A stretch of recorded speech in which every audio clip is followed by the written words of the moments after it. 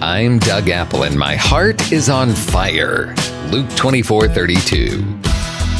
I was never good at fasting.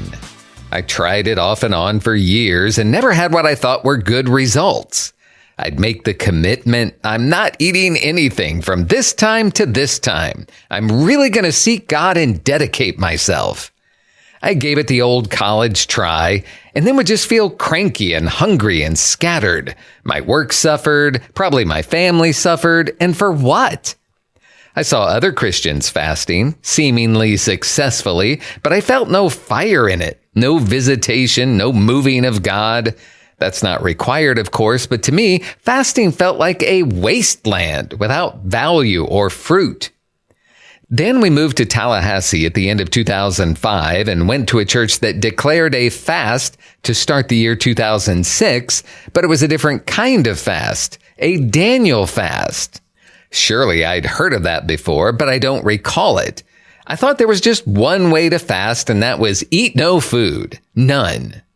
So this Daniel fast was a new idea to me, where your eating was limited but not eliminated. So the church announced this Daniel fast, but we had just moved to a new city and I had my hands full. I didn't want to mess with a new fast right then, but I said, if they do it next year, I'll do it. Then I had the idea for a different kind of fast. So I went on a shopping fast. What does that mean? It means I bought nothing for myself. No clothes or shoes or toys or electronics or whatever. Yes, I bought necessities like food and deodorant, but nothing extra. And I did that for 2 years.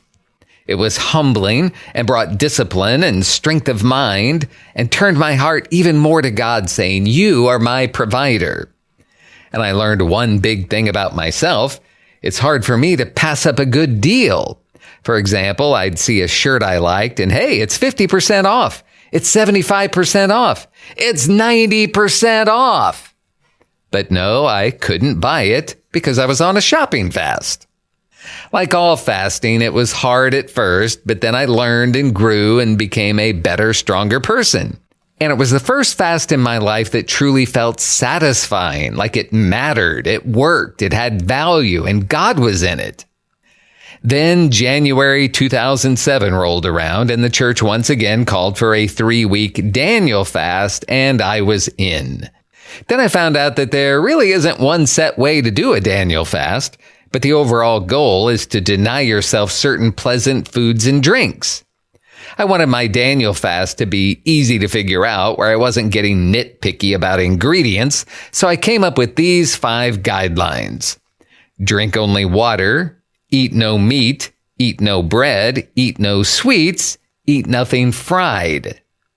I don't know what I'd been doing to my body before this, but I was quickly plunged into a dull, yucky headache.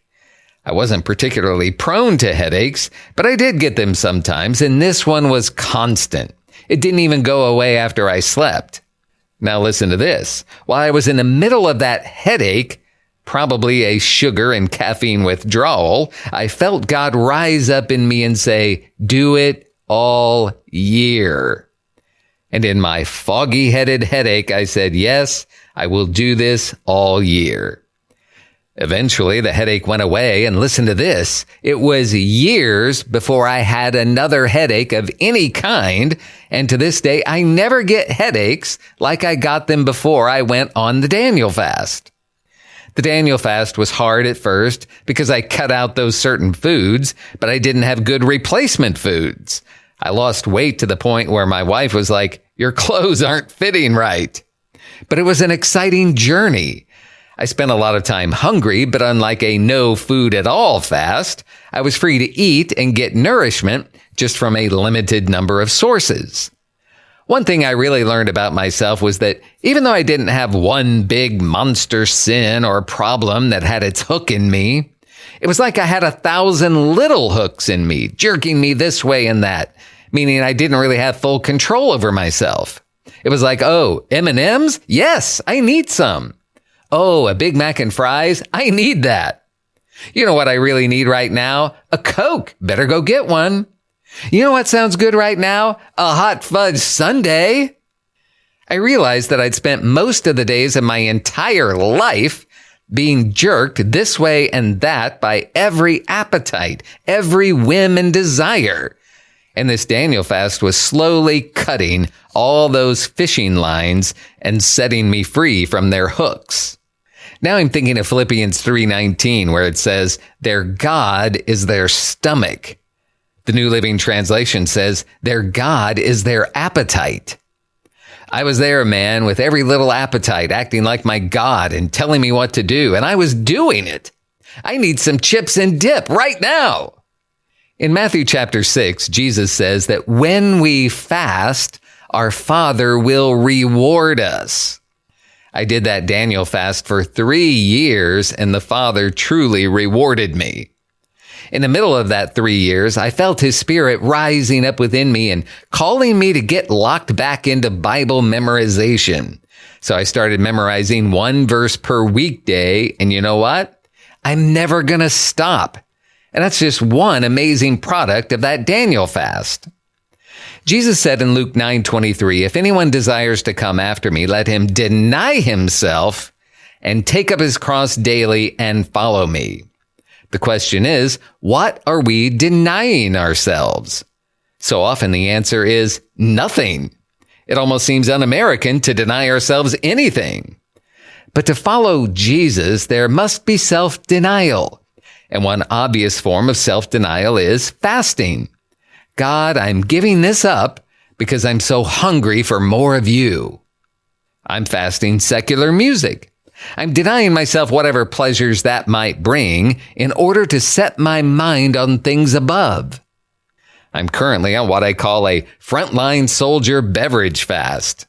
Yes, now I'm making up my own fasts, but I'm praying, God, I'm denying myself all beverages except water and black coffee because I'm so thirsty for you. As the deer pants for the water, so my soul longs after thee. A while back, our church once again called for a 3-week fast to start the year, but it was open-ended. You pick what you want to fast. So I prayed, God, what should I fast? And I left it there. I didn't want to conjure up something to fast. I wanted God to tell me what to fast, if anything. I was willing, but I wanted him to tell me. It didn't happen right away, but at some point it suddenly popped into my mind, fast breakfast. So I started fasting breakfast on normal work days. And within the first few days, I really felt like God had given me a gift. Yes, I was hungry, but I was going to eat afternoon anyway, so it was very doable. And I did something different. I did not pick an end date for the breakfast fast. I just renew it day by day. No promises, no commitments, just today I'm doing it. I'm fasting breakfast today. And I've been doing it for years now with no plans to stop. Like I said, it really feels like God has given me a gift, a blessing. And that's how I now feel about fasting. It's a gift, a blessing.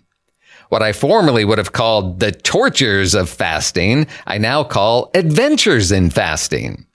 My early years felt unprofitable, even negative, but these later years have been a true joy, an exciting adventure in denying myself in order to follow Jesus every day as closely as I can.